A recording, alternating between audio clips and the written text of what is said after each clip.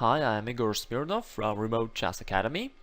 In this lesson called Unlocking the Grandmaster's Mind, I'd like to discuss with you a very interesting and important topic: how Grandmasters actually think while playing a game of chess. Why is this topic so interesting? When you observe certain top players commenting on their games during a press conference or in any video lesson, usually those guys show you tons of different variations that could happen in various possible lines. It seems like those guys see completely everything. However, it's not necessarily true. The variations that they show you might not relate to the actual thinking process of a chess player. Some of those variations, they are just their home preparation. Some lines they indeed calculated during the game, some lines they discovered while analyzing the game afterwards with their seconds or with a computer, and some variations they will simply never show you because it is their secret weapons which they hope to use in their next games. Therefore, this question remains to be open. Even if you have observed a couple of very interesting variations that could happen in a game of Carlsen or whatever top player, it still doesn't clarify to you exactly how can you find such brilliant moves in your own games within a short amount of time. Next, you may be wondering this question. Okay, it's hard to calculate long lines. At least it's hard to make it right, not to overlook anything.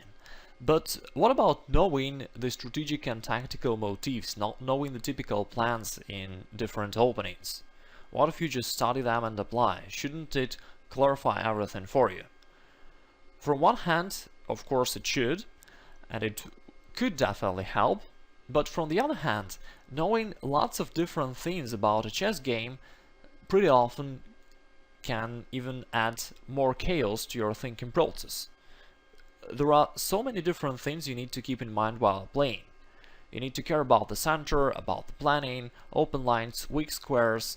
You need to care about the tactical motifs, calculate the variations, evaluate positions, and there are so many different things you need to analyze.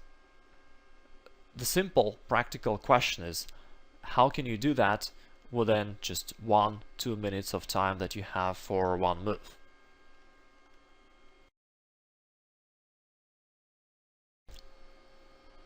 Let's have a look at a specific example. It is the game between Najdorf and Polugaevsky, two famous players of the past. Here it is black to move. Imagine that you're playing this position and think for a moment of how would you play here as black. You may even pause the video, think for a moment, and then continue watching the lesson. There are a couple of possibilities for black. Black can, for example, take the pawn on a3, black can maybe push the pawn, black can take the knight on f3, jump with the knight to g4, jump with the knight to d5, maybe do something else, bring the knight back into play with knight c6, and perhaps there are some other possibilities as well. When you face such a situation with so many possible moves, while each of them looks completely logical, it may be really frustrating. The general chess rules don't help you that much because, again, all of these moves are following some chess rules and all of them are logical. The thing you would try to do here is to calculate variations. However, still, it's quite difficult to calculate all of them and to do it accurately because there are so many possibilities both for white and for black on every move of your calculation. Let's say you try to calculate the move knight to g4. Okay, here you will need to calculate the consequences of white's sacrifice on e6 with the knight or maybe with the bishop, and there will be very long and complex lines after that. Again, we're talking about just one possibility that black has in the initial position, knight g4, while apart from that, black has plenty of other options. You see that the situation is really tough. If you observe an analysis of this game made by a certain top Grandmaster, he will show you tons of variations in all of these lines, and in the end will prove that one of these moves is objectively the best. Again, this is rather a theoretical analysis than a practical game decision. During a practical game you need to play the right move within 1-2 minutes. You don't have time to calculate all those lines accurately. Okay, now let's think how should you approach this position and find the right move if you're playing the real practical game.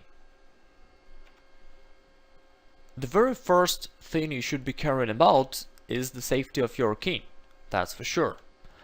Here we can see the pretty huge concentration of white's forces around black's king. Almost all of the white species, maybe except for the rook in the corner on the a1, are targeting the black's king. If you look at all of the white's minor pieces, the rook on e1, the queen on d3, all of them are looking there in the direction of black's king. All of them are ready to take actions pretty soon. If you see the situation like that, you need to be extremely careful. In such situations, you should know that very often your opponent will have a certain combination. Not necessarily it will appear right now, but it has great chances to appear during one of the following moves. That's why the first thing that black should try to do here is to reduce the concentration of white's forces that look at black's king. With that being said, I like a lot the move b3 that black can play here, because it helps you to neutralize one of the most aggressive white species. The bishop on a2 were looking indirectly onto black's king and could have support white's different sacrifices along this diagonal onto e6. So when you play the move b3, you shut this possibility down for white. Now, which variations do you need to calculate before playing this move? Well, obviously white will take the pawn, most likely, and after that, after a little consideration, you can see that at least black can equalize the game pretty easily. If you just take this bishop, queen takes, now your bishop onto b7 is under the attack, but you can eliminate the knight on f3 in order to capture the pawn on the d4 on the next move. Now you see that a few exchanges has happened, the position was simplified a lot, now you're completely safe, and therefore if you found just this position into your calculation, it already means that you may play that initial move b3. No further calculations are required.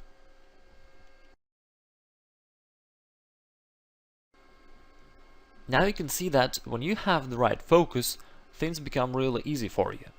Initially it seemed like black needs to calculate lots of variations here, while in reality you see that it's enough to calculate one short and simple variation. You may be wondering, but what about all other moves black could have played here? Should you calculate the moves like b takes a3, knight to g4, or something else, or bishop takes f3 here? Well, of course, you may spend little time there, but again, you need to be very careful. You need to know that if your opponent has a huge concentration of forces against you, the possibility of the attack and some combinations is really huge for him. So if black really plays something like knight g4, white will probably start with knight takes e6, and although it's not the end of the variation, black is not obliged to take. You can do something else like queen d7, the position is still sharp. But in such variations, there is a big chance that you can overlook something and you can lose. Also, you will have to spend a lot of time for calculating those lines. You may be spending like 10 minutes, 20 minutes for calculating this single variation. There is a big chance that in the end of the game you will end up in a time trouble and can lose the game just because of the time factor. That's why I don't recommend that you go into such lines when you are under the attack, when the position is dangerous, and even though you could balance, but it is so dangerous for you. Okay, let's go back. Again, something similar might happen in the line of bishop takes a3, queen takes a3, queen to d4. Again, I'm showing this position just for illustrative purposes. I'm not recommending that you actually go into those calculations. And then knight takes e6, let's say. Again, you see that situation is really complex. Black can take the knight, which is probably bad, or maybe take queen takes b2. The position is very difficult to evaluate. Both players has their chances. You need to spend the whole life analyzing those variations, and that's why I don't recommend that you do that.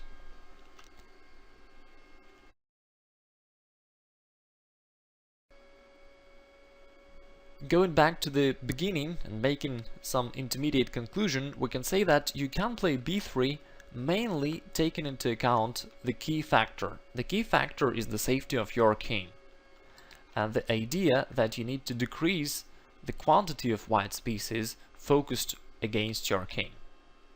Before playing the move b3, it's enough to calculate a short variation after the exchanges of minor pieces, the knights and bishops, which shows you that at least you have the equal game there. Therefore, you can play b3 without any other thinking, and you may play the move like that after just 1 minute of thinking.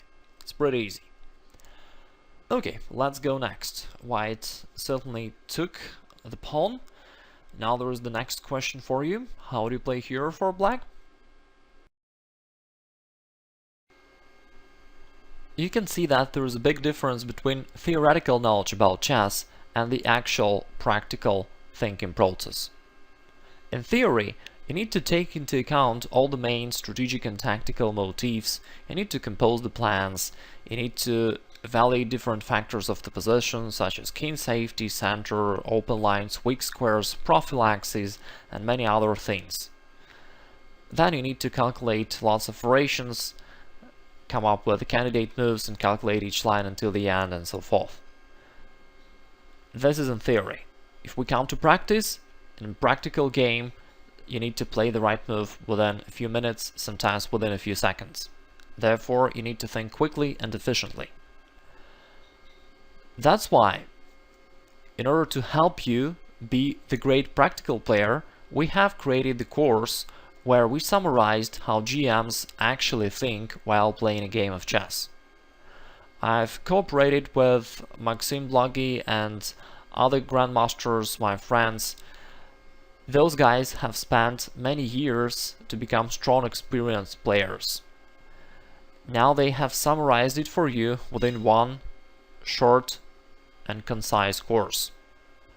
I'm sure you'll enjoy learning it, and also I'm sure that after learning this course and locking the Grandmaster's mind, you will really understand how Grandmasters think while playing a chess game, and most importantly, you will be able to do the same. I'm wishing you nice games and pleasant victories. Talk to you soon.